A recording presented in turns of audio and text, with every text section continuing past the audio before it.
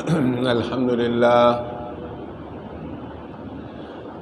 لله نحمده ونستعينه ونستغفره ونؤمن به ونتوكل عليه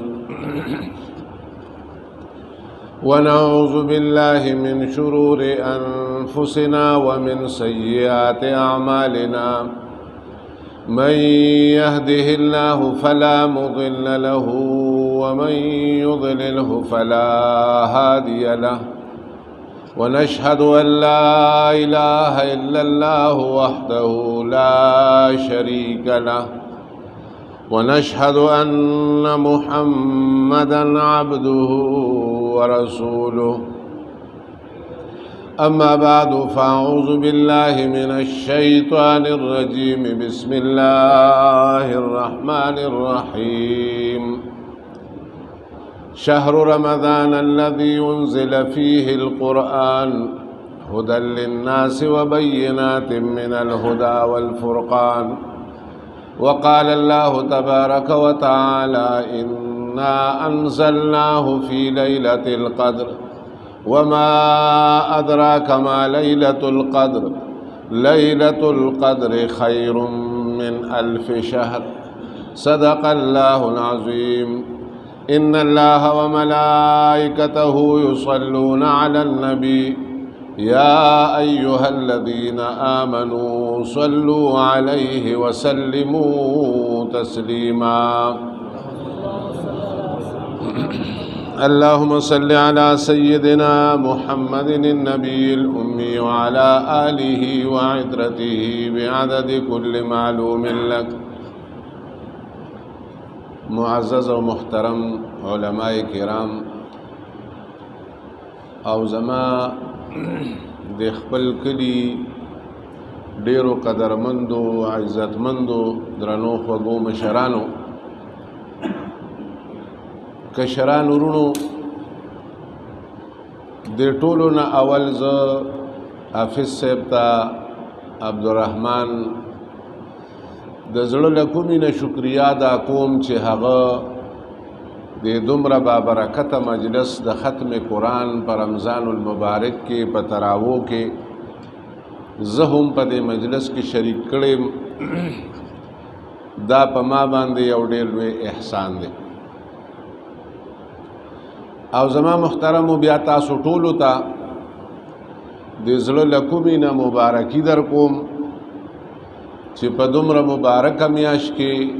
د دومره عظیم الشان کتاب ختم چې کوم دی هغه تاسو په مانځه کې او په تراوو کې وکړو. دا تاسو یو ډېره لویه کارنامه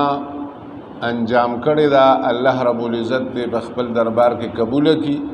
او الله دې تاسو ته اجر درکړي. زما محترم ورونو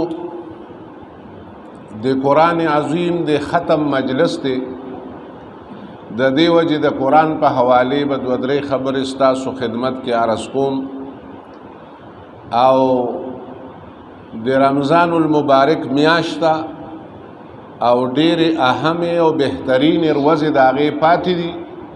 نو لږې به چې کوم دی نو تاسو ته د هغې ذکر چې کوم دی نو هم کوم.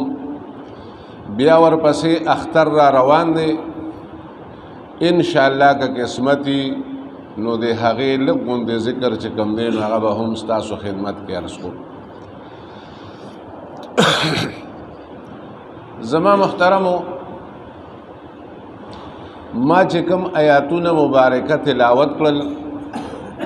یو دا چې میاشت د رمضان هغه ده چې الله تبارک و تعالی وی دی کې ما قرآن نازل کړی شهر رمضان الذي انزل فيه القرآن او الحمدلله تاسو د قرآن درس کې ناسې نو تاسو ته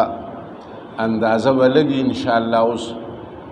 الله دې تاسو ته نورم توفیق درکړي. نو زما محترمو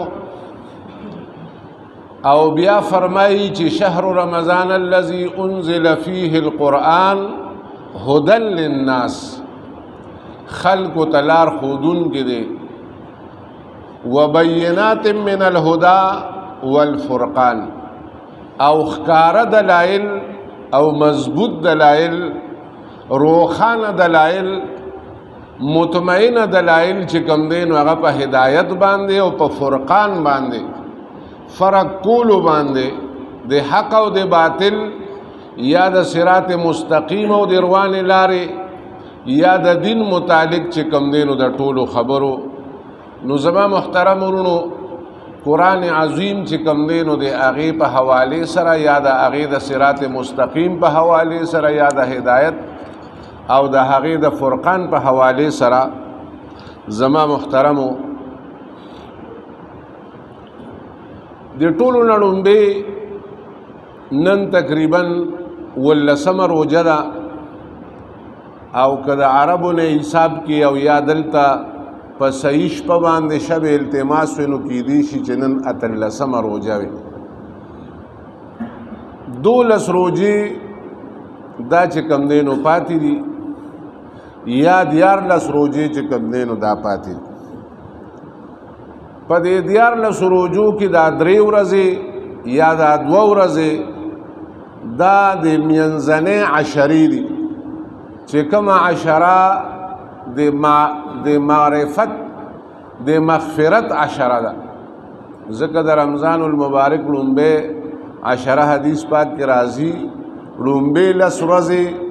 دا د رحمت دي او دویمې د مغفرت دي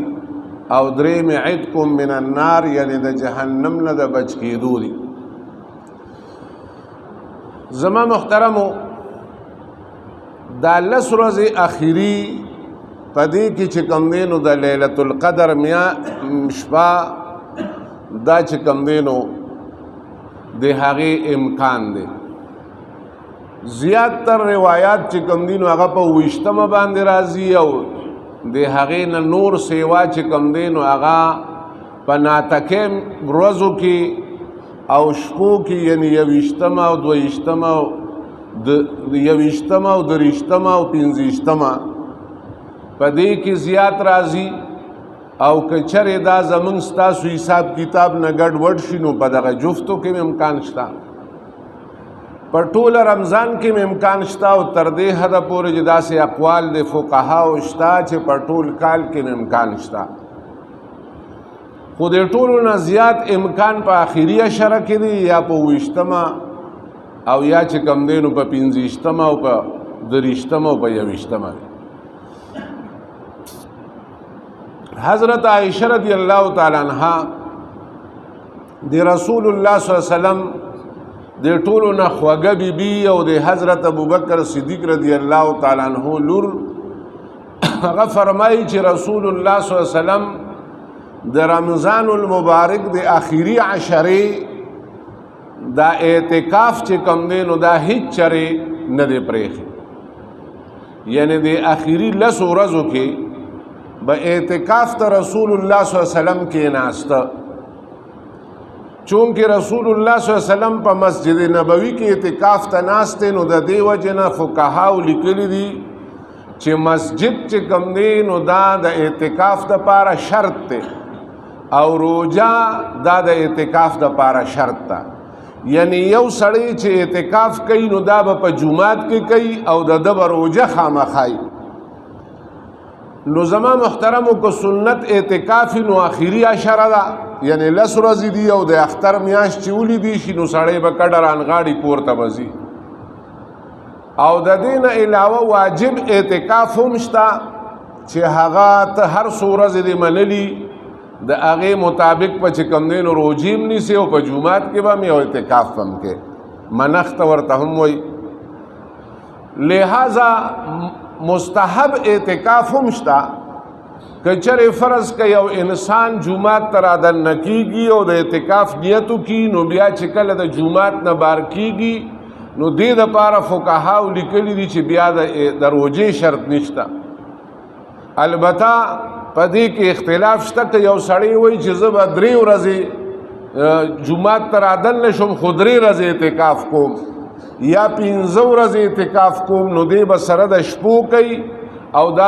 دا مستحب اعتکاف ته په هر ورځو کې کیدی شي د دې دپاره هم روجه چې کوم ده نو دا شرط زما محترمو رسول الله صلی الله علیه وسلم د آخري عشره کې اعتکاف چې کم کو نو دا د دې مقصد د پاره کو چې دا لیلۃ القدر چې کوم دی د هغې تلاش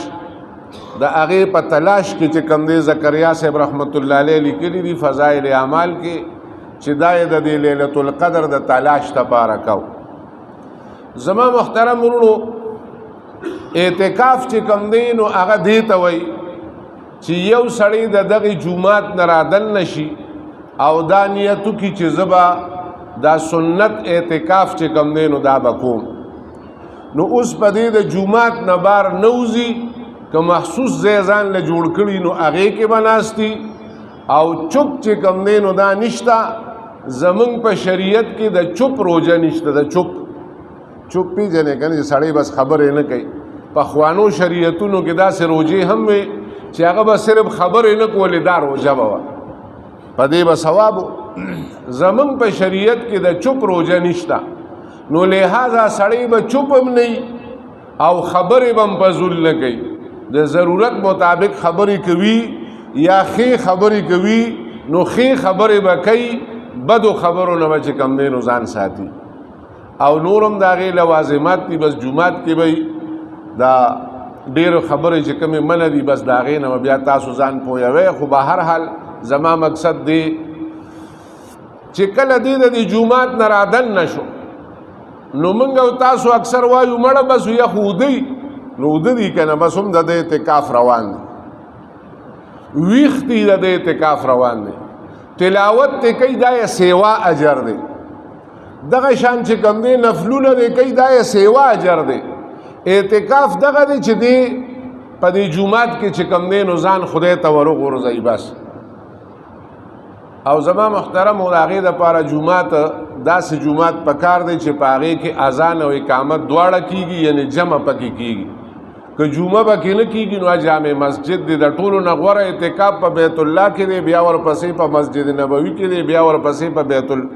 په مسجد اقصا کې دی او بیا ورپسې چې کوم دی نو په جامع مسجد کې دی او بیا ورپسې چې کوم دی نو په مسجد کې دی. تاسو په ترتیب پوه شوئ که نه؟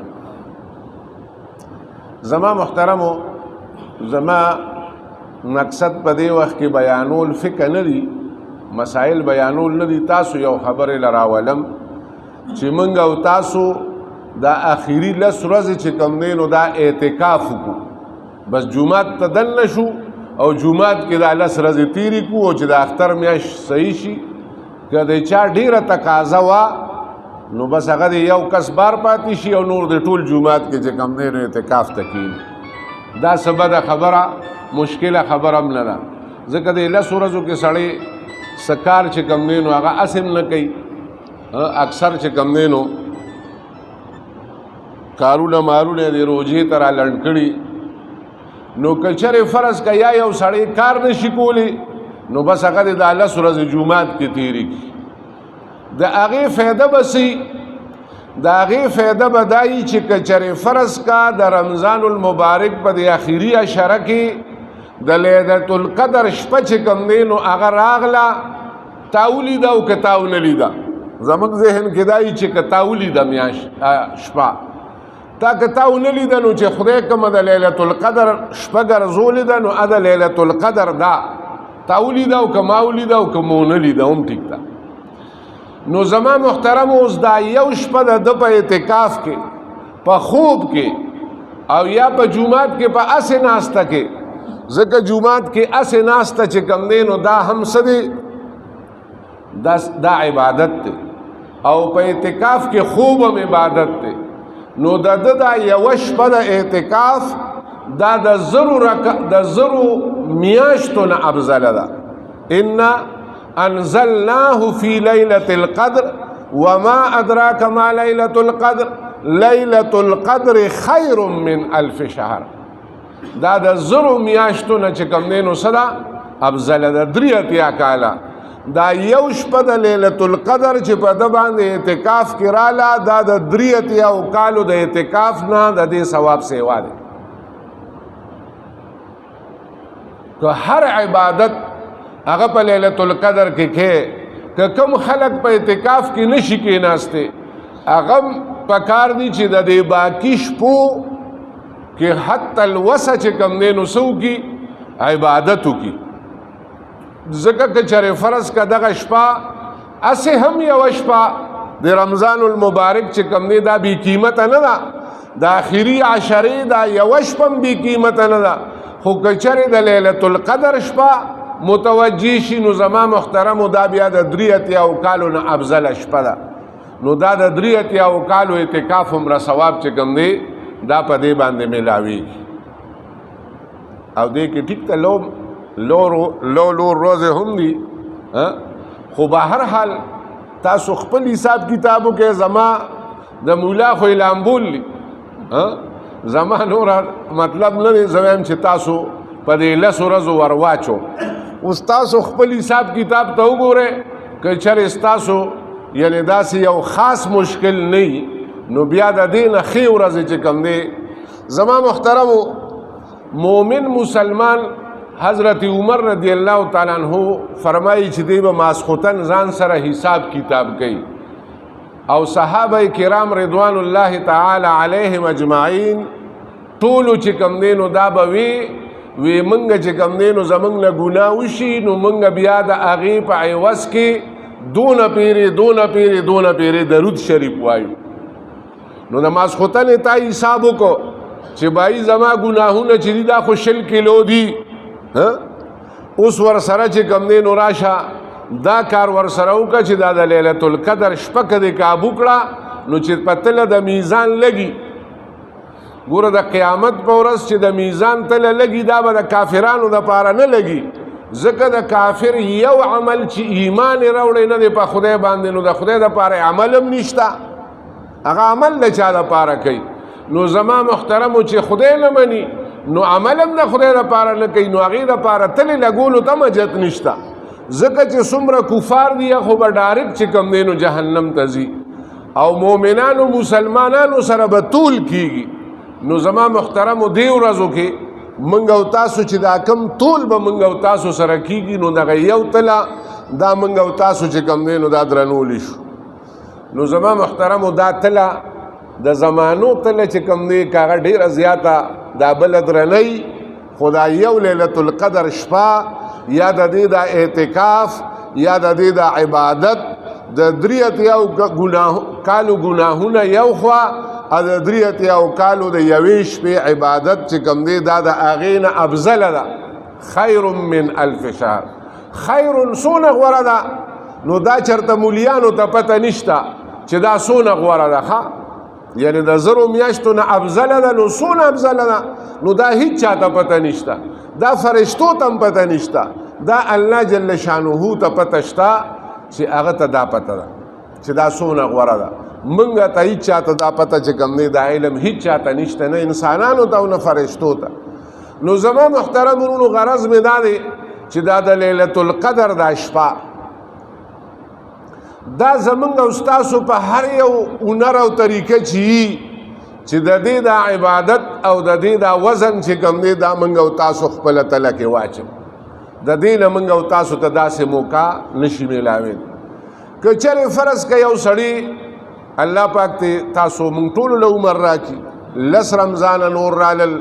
20 رمضانه نور رالل په ژوند کې، نو په هر یو رمضان کې منګ او تاسو دا کوشش وکړو نو یو پیر 83 کاله، بله پیر 83 کاله، بله پیر 83 کاله، بله پیر 83 کاله او بله پیر 83 کاله. نو زما محترم ورونو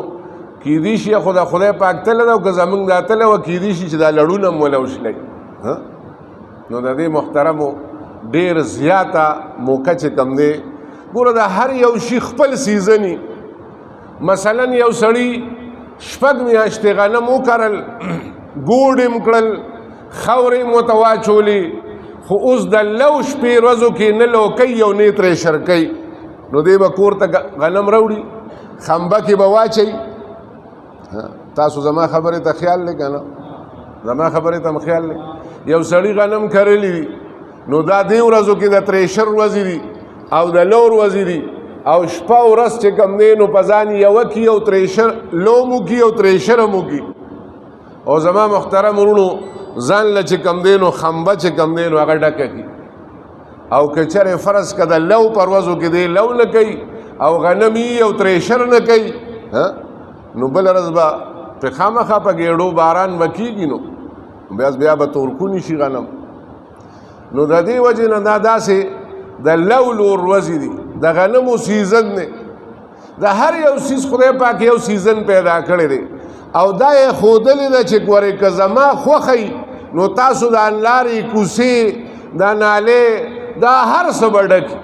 یو سړي راته دغه تېره خبره کوله، وایي د اسپې یو گاډی ټماټر مې چې کوم دی نو وایي راوړه، نو وایي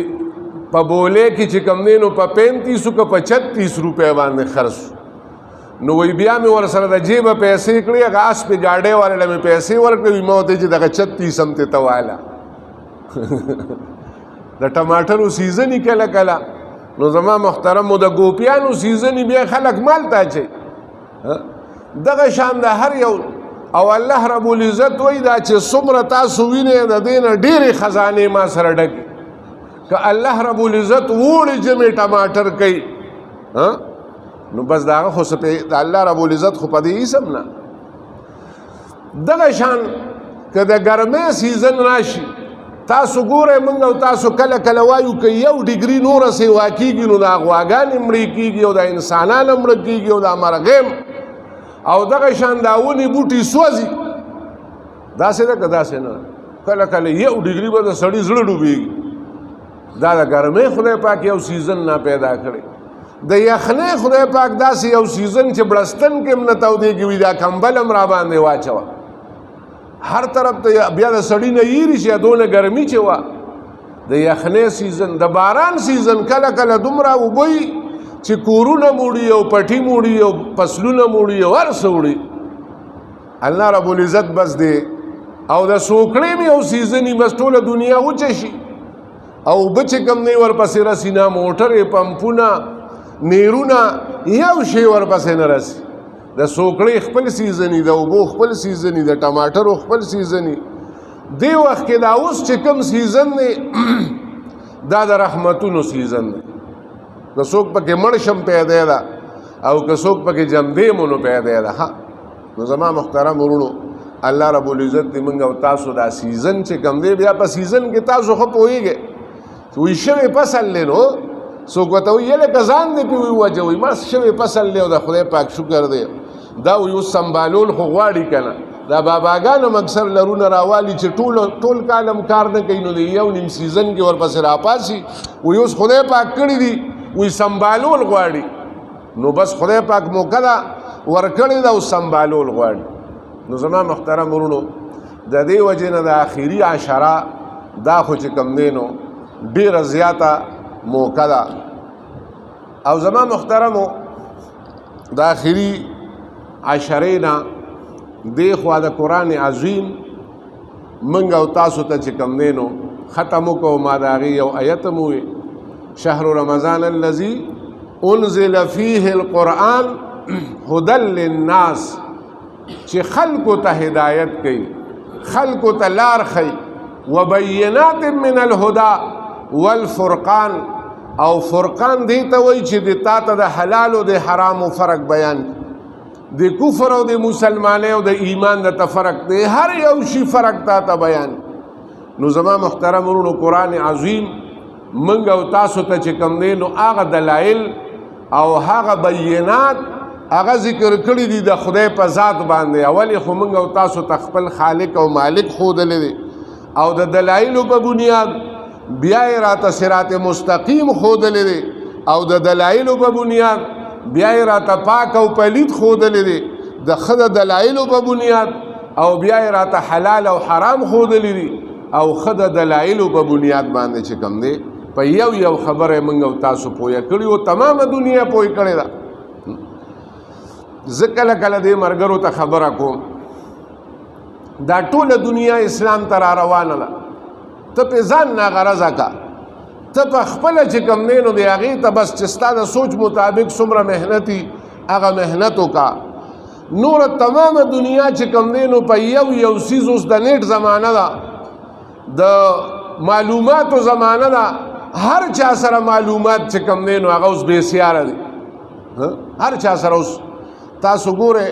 دا اوس دا کرونا راغلی ده په هندوستان کې دا هندوان او سیکان او دا نور خلک هم کلمې وایي، خیال هم دی. نو زما محترمو دا الله رب العزت ذات په حواله قرآن چې کوم دی نو دلایل قایم کړي دي، هغه دلایل چې کوم دی نو د خلکو مخې ته چې کوم دی نو بیان کې انشاءالله دا انسانان چې تا د چا په زړه کې د وحدانیت د دلایلو فصل وکړه دا به چې کوم دی نو اوس خامخا الله رب العزت ته رامنډې وایي انشاءالله. د اسلام خشته احکامات سنت ښکلې نوراني طریقې دا به دا ټول خلک په خپله مسلمانېږي او دې طرف ته به راځي. تی لږ خپل طبیعت ته پرېږده. دا تاسو کتل غټو غټو ساینسدانانو هغې اسلام قبول کو، کرکټرانو دا اوس هم بله ورځ چېته په دې نیټ کې راغلي وو د افریقې څوک بالر دی هغه سره د ښځې چې کوم دی نو اسلام قبول کو. دغه شان ډېر لوی لوی خلک چې دنیا کې وګرځېدل او په دې نقشه باندې ځان پوه کړی دی. زما محترم ورونو د قرآن محنت پکار دی. نور چې کوم دی نو دا داسې طریقې دي چې د دې نه ښکلې طریقه چې کوم دی نو هغه کیدی نشي. بینات من الهدى والفرقان دا ډیر واضح فرق چې کوم دی نو هغه بیانوي الله رب العزت او قرآن عظیم. الله رب العزت موږ او تاسو ته تقسیم کړی دی. قرآن عظیم لومبه سوره فاتحه کې په هر رکعت کې موږ او تاسو وایو او د هر رکعت کې موږ او تاسو دا دعا غواړو اهدنا الصراط المستقیم صراط الذين انعمت عليهم غير المغضوب عليهم ولا الضالين. درې طبقې دلته ذکر کړي دي. صراط مستقیم د انعام یافتو خلکو لار ده او د غضب کړي شو خلکو لار دا د کافرانو لار ده. دوالین چې کوم دی دا د گمراهانو لار ده. یو روایت کې انصار هم راځي او بل روایت کې چې کوم دی نو هغه د قرآن ورپسې تشریح موجوده ده. د دې پسې سوره بقره کې الله رب العزت چې کوم دی نو د ټولو نه اول ذالک الکتاب لا ریب فیه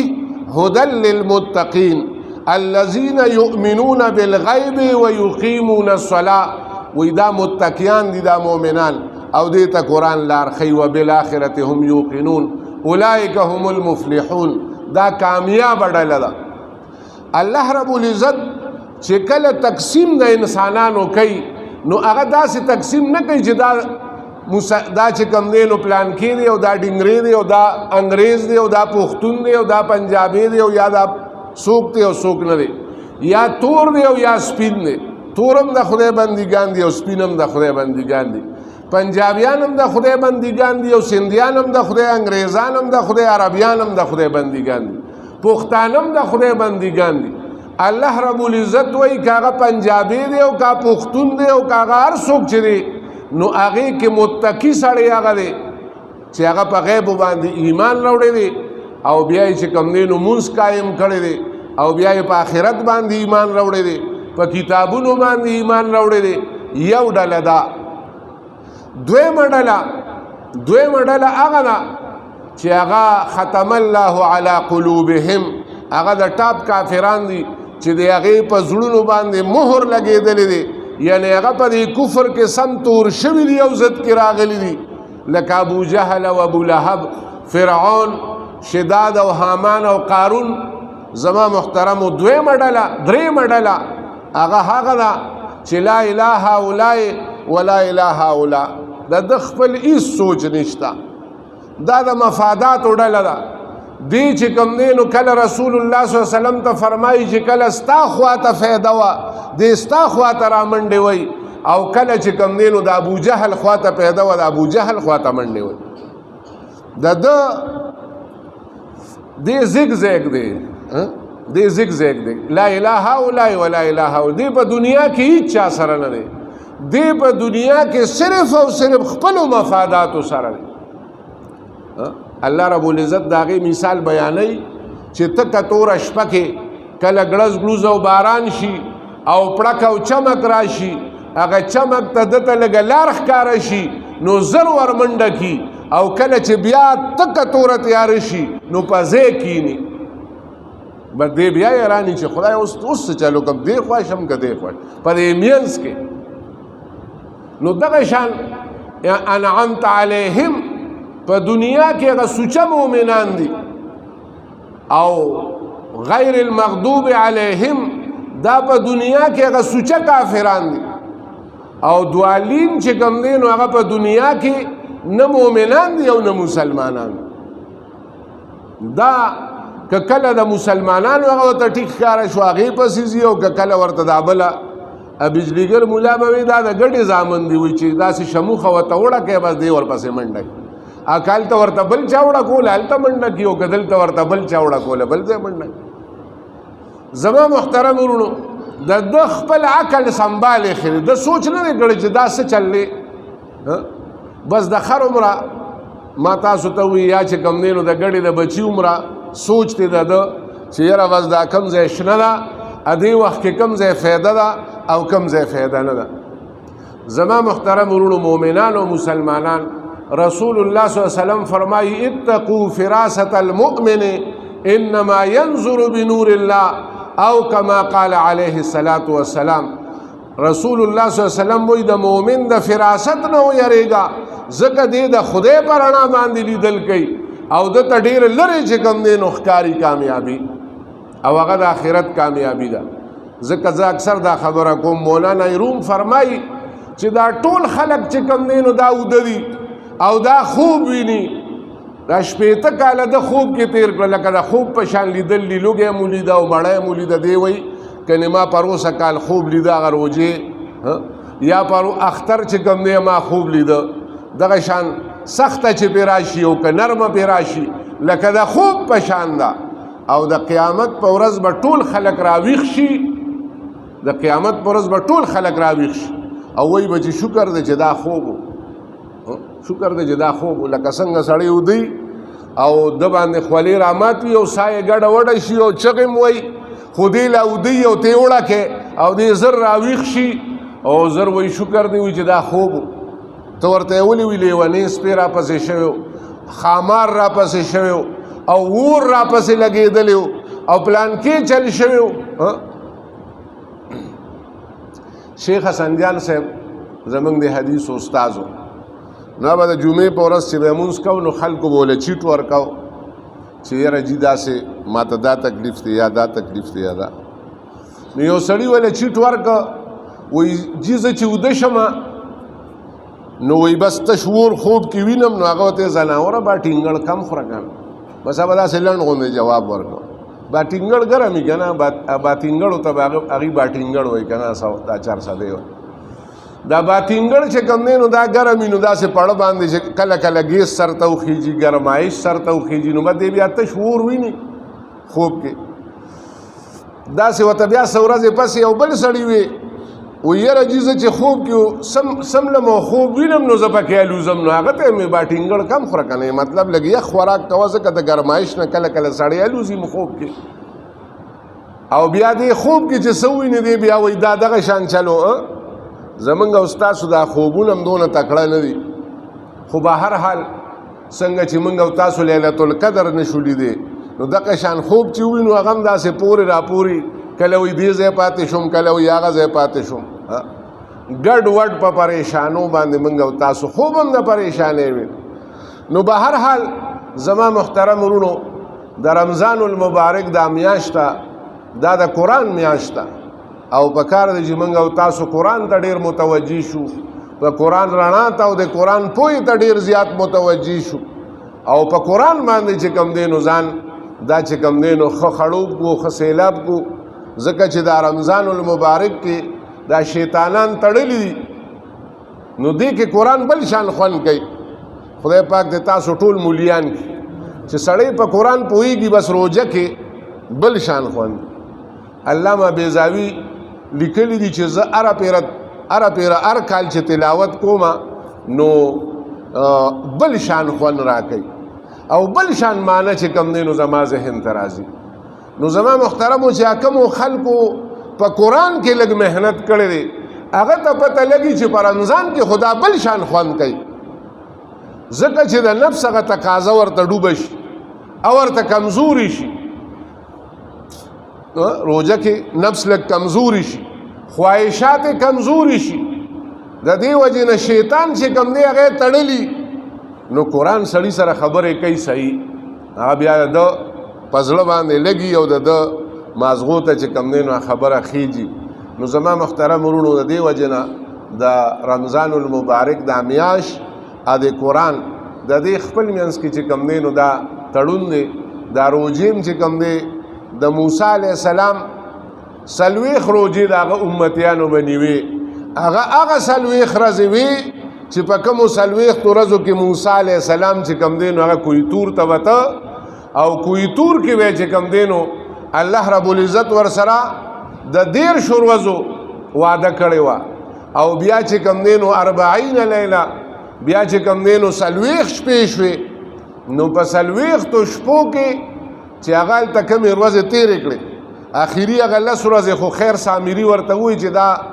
موسی علیه السلام هلته ورپسې ګرځي یا خدای ته دلته راغلی د خلکو ذهن کې خو د غویي نقشه پرته وه باقاعده روغ روغو حکومتونو غویي ته او غوا ته عبادت کړی دی دا یو پخوانی فلسفه ده او د هغې اثر چې کوم دی د هر یو شي اثر زمونږ په معاشره کې شته د جهل له وجې نه تاسو ګورئ اکثر به چې مونږ ته نیا کیسه کوله نو وی به د غویي په سر یو ښکر باندې دا دنیا ولاړه ده نو چې دې ستړي شي او د بل ښکر ته یې کوي نو زلزله راشي نو دا غویي کوم ځای ولاړ دی دا دنیا خو د غویي په ښکر ده چې بل چې ستړي شي بل ته کوي یې دې غویي ته بوتاوه څوک کوي دې غویي ته بوتاوه څوک کوي دې سوټه کوم ځای کوي نو دا د غویي هغه نقشه چې کومه ده هغه د دغې دی په ذهن کې هم پرته وه د بني اسرائیلو ښه بني اسرائیلو ذهن کې دا نقشه پرته وه چې د غوا عبادت د دې وجې نه هلته خلک لګیاو او غوا ته عبادت کو دی ورته وی موسی علیه السلام موږ له داسې خدای پکار دی چې موږ د ورته ګورو او بیا ورته عبادت کوو نو څه خوند به کوي موسی علیه السلام تاسو څه جاهلان یې وی دونه کمقل خلک یې اخرم چې موسی علیه السلام 13 ورځې تېرې کړې څلوېښت دا باقي 10 ورځې تېرولې به دې کې سامري او سخې جوړ کړی د هغې د هغې سونې نه او هغې کې چې کوم دی نو څه چل کړی بس هغه پی کول او ټول ورپسې شو وایي هغه خدای ته دلته راغلی او موسی علیه السلام وایي ورپسې هلته ګرځي نو چې موسی علیه السلام راغی نو د غصې نه چې کوم دی نو هارون علیه السلام د ګیرې نه او د ویښتو نه راونیو هغه ورته زما د مور زویا ما چې کوم دی نو د ګیرې او د ویښتو نه مه رانیسه ما دا خلک ډېر منې کړل خو دا منې کېدل نه بجلیګر مولا به وي دا د ګډې په شان چې کوم دی نو یو ګډه کنډک نه په کومه مخه ورله بس دا نورم ورپسې ورځي نو چې کوم خوا غر شو او کوم خوا کنډک وشلېده بس هغه خوا چې کوم دی نو موږ او تاسو بس هغې پسې ټول ور رواني نو لږ غونتې سوچ هم پکار دی د قرآن نه تپوس هم پکار دی په قرآن هم ځان پویه کول پکار دی د رمضان کې خو شیطان یې تړلی دی او دغه شان چې کوم دی نو موږ او تاسو ناست یو پکار دی چې موږ او تاسو قرآن عظیم چې کوم دی د هغې صحیح فکر چې کوم دی نو هغې ته متوجه کو او دا نیت کو او عزم کو لکه څنګه دلته تاسو الحمدلله ټول په قرآن کې بار بار د قرآن په حوالې سره پروګرامونه هم کیږي نو دا ترتیب چې کوم دی نو دا پرېښودل پکار نه دي انشاءالله په 15 کاله کې او یا په 40 کاله کې دا زمونږ او ستاسو جون سره تړلی الله رب العزت چې کوم دی نو کلام را لېږلی دی او دا دومره بهترین کلام دی زما محترم ورونو چې د دې په وجه باندې د رمضان د میاشت ته خدای پاک عزت ورکړی دی دغه شان لیلة القدر ته خدای پاک عزت ورکړی دی او د لوح محفوظ نه الله رب العزت بیت العزت ته هغه چې کوم دی نو د فرشتو په یو ډېر لوی اهتمام سره چې کوم دی نو قرآن عظیم نازل کړی دی نو زما محترم ورونو قرآن عظیم چې کوم دی هغه زمونږ او ستاسو بلکې یو روایت کې راځي چې رسول الله صلی الله علیه وسلم فرمایل چې الله رب العزت د انسانانو د پیدا کېدو نه مخکې د سوره یاسین شریف تلاوت وکړو فرشتو وی یا الله دا دومره عظیم کلام چې کوم دی دا موږ نن بل شان څه کلام اورو الله رب العزت وی اخیری پیغمبر محمد رسول الله صلی الله علیه وسلم ته به دا کلام ورکوم. فرشتو وی سبحان الله کم مبارک سینې دي چې هغه به چې کوم دی نو قرآن عظیم په هغې کې چې کوم دی نو سوره یاسین او دا کلام به پکې پروت. زما محترم ورونو سوره یاسین شریف خو خامخا یاد کړئ. ګوره د دې سینې فایده دا ده دا د جهنم اور به په دې باندې نه لګي، ځکه چې کومه سینه کې قرآن موجود دی او محفوظ دی هغه به جهنم څنګه سوځوي. د دې وجې نه ډېر کوشش دا وکړئ چې دا قرآن په یادو باندې یادوئ. ځان سره چې کوم دی نو د دې ګردان کوئ، یو آیات 50 پیرې اړوئ، بیا بل آیات 50 پیرې، بیا ټوله رکوع چې کوم دی نو 20 پیرې. د حافظانو نه عبدالرحمن حافظ صاحب نه تپوسو کوئ تاسو دا قرآن څنګه یادوئ، هغه به درته د دې هغه ګردانونه ټول وښیي. بس ځان سره چې قرآن تلاوت کې نو چې 100 پیرې یو رکوع چې 20 پیرې ووایې بس یو سپاره شوه، او بل رکوع چې بیا 20 پیرې ووایې نو بیا یو سپاره شوه. نو د ورځې 15 سپارې تلاوت چې کوم دی نو دا به ته کولی شي، او بیا به داسې عادت شي چې مونځ هم به په هغې باندې کولی شي. ځکه موږ د علم ترکۍ نه په بله باندې مونځ نه شو کولی، هغه زموږ نه خطا کېږي که راته څه یاد هم وي. نو د دې وجې نه چې په هغې باندې موږ او تاسو مونځ هم کوو نو دا پریکټس هم زموږ ستاسو برابر شي انشاءالله. هر څوک به دا صحابه چې وو دا خو د 40 کالو نه پس مسلمانان شوي، اکثر د 40 کالو ابوبکر صدیق رضی الله تعالی عنہ نو دا د 40 نه پس چې ټول څونه چې اکثر پکې حافظانو، څونه چې وروستو مسلمانان شوي اکثر پکې حافظانو، او بیا که اکثر حافظان نو نو اکثر صورتونه ورته یادو. او ځکه چې هغوی د شپې او د ورځې د قرآن تلاوت کو او په مونځ کې د قرآن تلاوت کو، تاسو واقعات چې کوم دی نو د هغې اورئ. نو په قرآن باندې محنت چې کوم دی خواري دا پکار ده. الله رب العزت دې موږ او تاسو ټولو ته 2 خبرې مې داسې مختصر غوندې وکړې. یو د آخري اشره ده خواري او محنت پکار دی، ځکه زموږ او ستاسو بابا آدم علیه السلام الله رب العزت دنیا ته ولې رالیږلی و؟ د دې وجې نه چې هلته دانه وخوړه د خدای حکمت په خپل ځای، خو دنیا ته د سزا په طور د قید با مشقت دپاره چې کوم دی نو رالیږلی و، د ناستې دپاره نه. نو زما محترم ورونو که په روژه کې موږ او تاسو اوده شو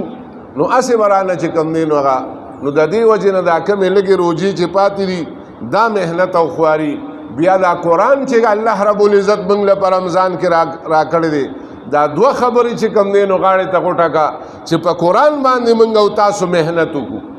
هغې په یادولو باندې، د هغې په زده کړه باندې، د هغې په تفسیر باندې، د هغې په ترجمه باندې، د هغې په الفاظو باندې او نور چې کوم دی نو ما مخکې تاسو ته ویلي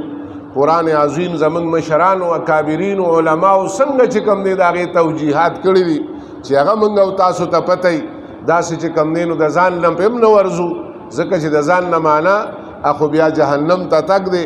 الله رب العزت چې کوم دی نو موږ او تاسو ته د دې دواړو محنتونو چې کوم دی نو توفیق را نصیب کړي.